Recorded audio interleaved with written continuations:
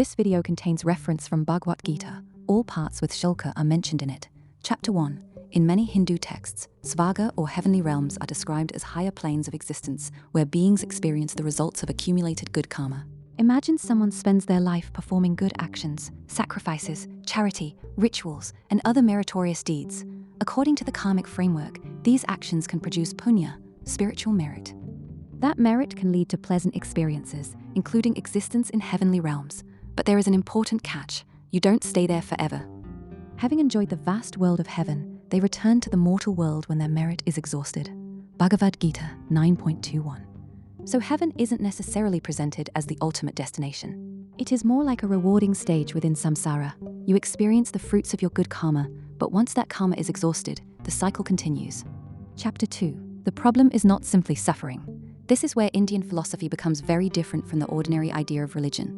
A common way of thinking is, life is difficult, be good, die, go to heaven, everything is perfect. But the deeper question asked by traditions such as Vedanta is, what if even pleasure isn't freedom? Suppose you could live for thousands of years in an unimaginably beautiful heavenly realm. You have incredible pleasure, no disease, no poverty, no ordinary suffering. Everything you want appears. Would that necessarily be liberation? According to the Moksha-oriented traditions, no, because you are still experiencing something, and whatever experience arises within samsara is ultimately subject to change. You are still caught in the fundamental structure of desire, experience, attachment, karma, rebirth. The environment may be extraordinarily pleasant, but the underlying bondage hasn't necessarily disappeared. Chapter 3. Heaven gives you what you want. Moksha asks why you want it. This is one of the most important differences. Imagine you desperately want wealth. You finally become extremely wealthy. For a while, you feel satisfied. Then you want more. Then you become afraid of losing what you have. Then you want recognition, then relationships, then security. Then something else. The object changes, but the mechanism remains. I am incomplete, therefore I need something outside myself to become complete. Indian spiritual traditions began asking, what if the assumption of incompleteness itself is the problem? This is where moksha enters. Moksha isn't simply about getting a better collection of experiences. It is about discovering the nature of the experiencer. Chapter 4. Heaven is still I want. Think about the statement, I want to go to heaven. There is already a desire contained within it. There is an individual who says, I want a particular future experience. That isn't necessarily wrong. Hindu traditions don't generally say that wanting heaven is evil, but they can regard it as a lower spiritual goal compared with liberation. Why? Because you're still operating through desire. I want something. Moksha asks you to investigate something much deeper. Who is the I that wants? That question completely changes the direction of spirituality. Chapter 5. This is why the Gita talks about going beyond the results of karma. The Bhagavad Gita doesn't simply tell Arjuna, do good things so you can receive good things. It goes much further. Krishna teaches Arjuna to act without attachment to the fruits of action. This is the foundation of karma yoga. You perform your duty, you act properly, but you don't make your identity and happiness dependent upon the result. Why? Because attachment to results keeps the mind trapped. You act, expect a result, become attached, experience pleasure or disappointment, create more desires, continue acting from those desires. This perpetuates the cycle. Karma yoga attempts to break that mechanism. 6. Then, what exactly is the cycle we're trying to escape? This is samsara. Samsara is the cycle of birth, death, and rebirth, but it is more than just repeatedly being born. It represents a deeper psychological and spiritual cycle. Desire, action, karma, experience, attachment, more desire, more action, more karma, and the cycle continues. You want money, you work for it, you get money, you become attached to it, you become afraid of losing it. That fear creates more desires and actions. Or, you want someone's love, you get their love, you become afraid they might leave. That fear creates attachment. Attachment creates anxiety. Anxiety creates further desire and action.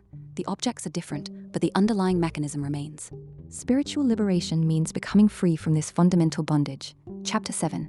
So what happens after heaven? According to the Gita's framework, when the merit responsible for heavenly enjoyment is exhausted, the being returns to mortal existence. This is why Krishna says in Bhagavad Gita 9.21, when their merit is exhausted, they return to the mortal world. That single teaching is incredibly important. Good karma can produce a good destination, but good karma alone does not necessarily produce liberation. You can accumulate enormous amounts of positive karma and still remain within samsara. This gives us an interesting distinction. Good karma can improve your journey. Moksha ends your bondage to the journey. Chapter 8. Then is good karma useless? Absolutely not. This is where people sometimes misunderstand the teaching. Hindu philosophy doesn't say, good actions don't matter. Quite the opposite. Good actions can purify the mind, reduce selfishness, create favorable circumstances, and prepare a person for deeper spiritual understanding. But there is a difference between doing good because you want a reward and doing good without selfish attachment. The first can produce good karma. The second can become part of a path toward liberation. This is why the Gita's teachings on selfless action are so significant. Chapter 9. Moksha isn't simply living forever. Another common misunderstanding is, if heaven is eternal, then moksha must mean living forever somewhere else. But moksha isn't necessarily about extending your individual existence indefinitely. It's about understanding the nature of existence itself. In Advaita Vedanta, for example, the fundamental problem is avidya, ignorance of our true nature. We mistakenly identify ourselves completely with the body, thoughts, emotions, memories, desires, social identity, possessions, achievements. But these things constantly change. Your body changes, your thoughts change, your emotions change, your circumstances change. Yet, there is an awareness in which all of these changes are experienced. What is that awareness? And the investigation of that question eventually leads to the realization of the self. 10. This is why, who am I, becomes such a powerful spiritual question. I am this body. But your body is constantly changing. You were a child, then an adolescent, then an adult. Your physical body has changed dramatically. I was that child. I am my mind. But your thoughts change every second.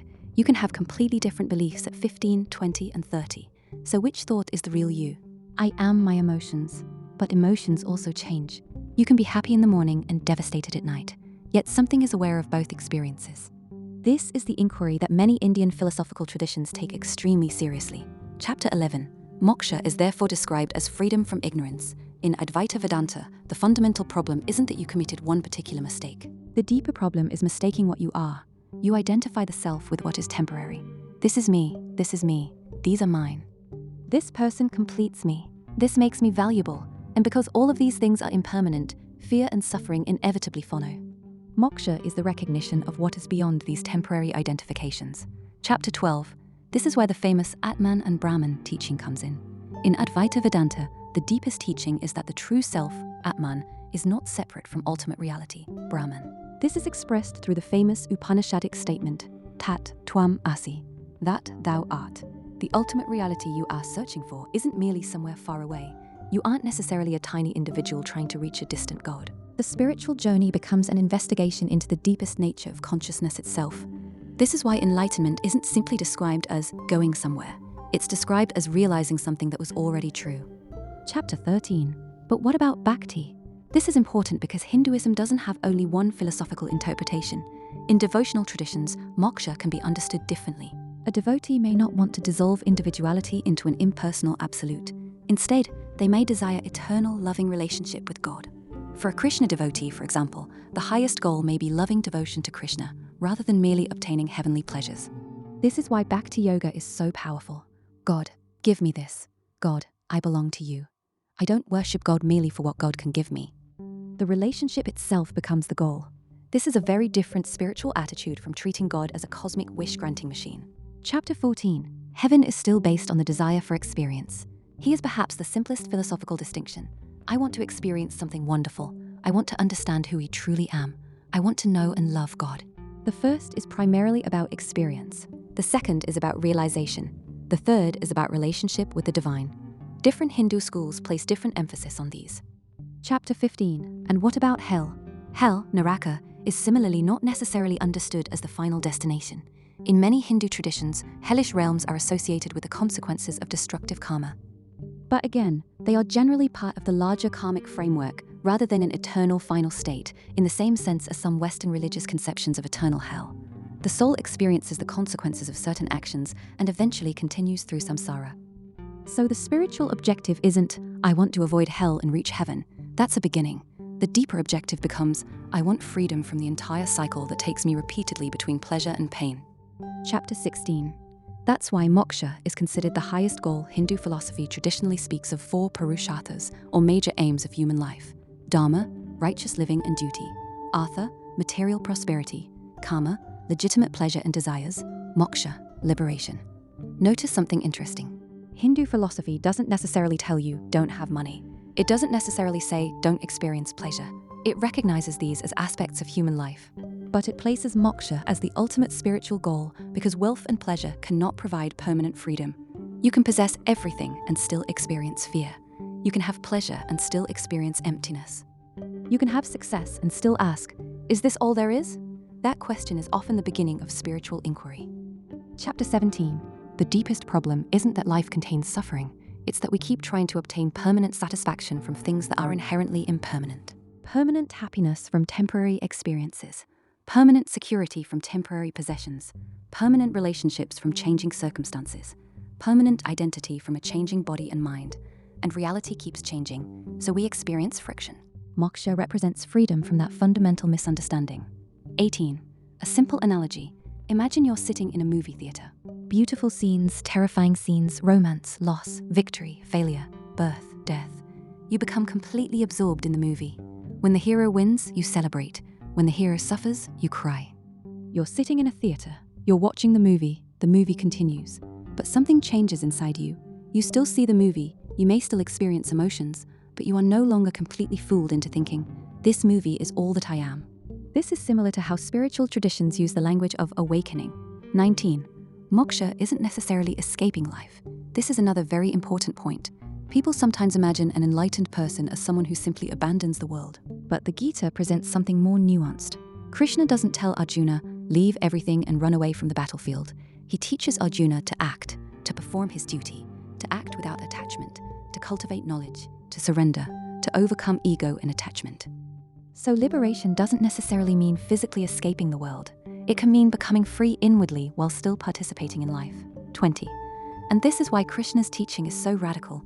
Arjuna is standing in the middle of a terrible crisis. He doesn't know what to do. Krishna doesn't simply promise him, don't worry, you'll go to heaven. Instead, Krishna teaches him about the self, death, karma, dharma, attachment, meditation, knowledge, devotion, the nature of reality, liberation. The goal is not merely to give Arjuna a comfortable afterlife. The goal is to transform his understanding of existence. Chapter 21. So what should a spiritual seeker actually want? This is where the answer becomes personal and practical. God, give me a better life. You might gradually move toward, God, give me wisdom. Let me get everything I desire. Help me understand my desires. Make sure nothing bad happens to me. Give me the strength to remain steady through whatever happens. I want to go to heaven. I want to know the truth. I want freedom from ignorance, ego, and attachment. That is much closer to the spirit of moksha. The whole idea in one sentence, heaven is a better experience within the cycle of existence. Moksha is freedom from the bondage of the cycle itself. And that's why, in the deepest teachings of Hindu philosophy, the goal isn't to find the most comfortable place to exist. It is to discover what you truly are.